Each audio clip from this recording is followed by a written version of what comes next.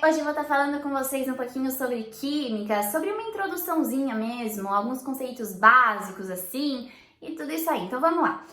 Primeira coisa, matéria é tudo aquilo que possui massa e ocupa um lugar no espaço. Isso já tá todo mundo cansado de saber, né? E ela é constituída por átomos. Bom, a matéria ela pode se apresentar em 3 estados físicos: o sólido, o líquido ou o gasoso.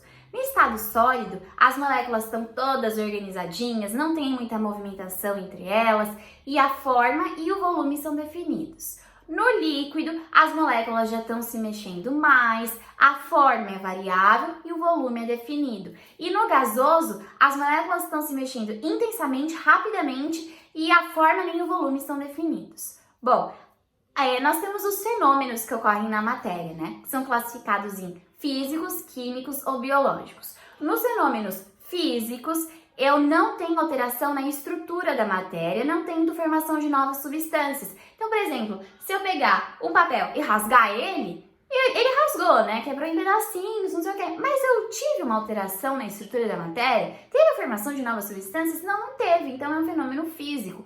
Água no açúcar é um fenômeno físico. Agora, se acontecer de ter alteração na estrutura da matéria, formação de novas substâncias, daí vai ser um fenômeno químico. A mudança de cor, mudança de sabor, de temperatura podem ser indícios de que ocorreu um fenômeno químico. Então, por exemplo, uma maçã estragada é um fenômeno químico, água com sal é um fenômeno químico e tudo isso aí. E os fenômenos biológicos são todos os fenômenos que ocorrem dentro do nosso organismo, do organismo dos seres vivos. Então, o pensamento, a digestão, respiração. Ok. A matéria ela possui propriedades que estão divididas em gerais e específicas. As gerais são que todas têm, tipo impenetrabilidade, daquela que 2 corpos não podem ocupar o mesmo lugar no espaço, divisibilidade, que a matéria pode ser dividida, e massa. Agora, específica é o seguinte, não é porque é específica que significa que, por exemplo, ela tem e o outro não tem. Não, não é isso. O que significa com específica? Todos têm, mas todos têm de uma forma. Então, por exemplo, o X, uma matéria tem a cor X, a outra tem a cor Y e assim vai. Um tem um sabor, outro tem outro sabor, um tem um brilho, outro tem um brilho, um tem um ponto de fusão diferente do outro, de ebulição, né? Tudo isso. Bom, e a densidade também, né? A densidade é uma propriedade específica da matéria. Já que a gente está falando em fusão, ebulição, condensação e essas coisas, vamos lá, é o seguinte.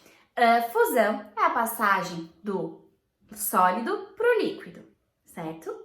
Solidificação é do líquido para o sólido. Vaporização é do líquido para o gasoso. Condensação e liquefação é do gasoso para o líquido. Sublimação é do gasoso para o sólido diretamente, do sólido para o gasoso diretamente. Vamos lá, primeira coisinha.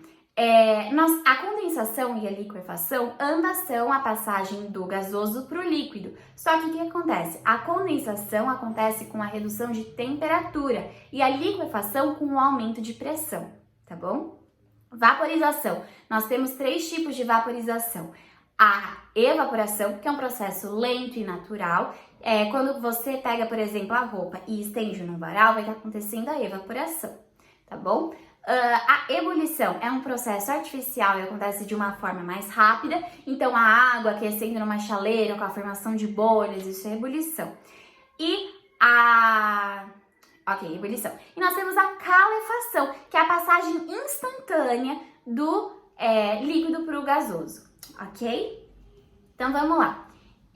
Outra coisa, agora nós temos as substâncias puras e as misturas. As substâncias puras, elas podem ser simples ou compostas. As simples são constituídas de moléculas de um átomo só. Então, o oxigênio, ele é uma substância simples. Mas aí você vai pensar, não, mas por que o oxigênio é uma substância simples, sendo que tem, tipo, 2 moléculas de oxigênio? Não faz sentido. Não, gente, é o seguinte, o oxigênio, ele é formado por moléculas do mesmo átomo. Ainda que sejam 2 moléculas, elas são do mesmo átomo, tá? São só do oxigênio, não são de um X com um Y, não, são só do oxigênio. Agora, as compostas são as formadas por moléculas de átomos diferentes. Então, por exemplo, H2O, CO2, são moléculas de átomos diferentes. No CO2 eu tenho o carbono e o oxigênio, entendeu? No H2O eu tenho hidrogênio e oxigênio, ok? E as substâncias puras, elas são caracterizadas por terem a temperatura de fusão e a temperatura de ebulição constantes durante todo o processo. Então, por exemplo, se você pegar um gráfico e for analisar, ele vai estar lá a temperatura de ebulição e a temperatura de fusão constantes. Elas nunca vão, variar, elas são sempre constantes, tá bom? Agora, as misturas, elas podem ser heterogêneas ou homogêneas. Nas heterogêneas, eu tenho mais de uma fase. Então, por exemplo, quando eu pego o óleo eu jogo o óleo na água, eles não se misturam, né? Então, vão ficar duas fases. Gelo com água, vão ficar duas fases. Então, é quando tem mais de uma fase. Homogênea é quando eu pego, misturo e não consigo ver. Então, por exemplo, água com sal é uma mistura homogênea, eu não consigo distinguir qual é qual, entendeu? E as misturas, elas são caracterizadas por apresentarem a temperatura de ebulição variável ou a temperatura de fusão variável. Então, quando acontecer a temperatura de fusão for variável, ela vai ser uma mistura azeotrópica. Fusão, azeotrópica. Quando acontecer a temperatura de ebulição ser variável, ela vai ser eutética. Ebulição eutética, tá bom?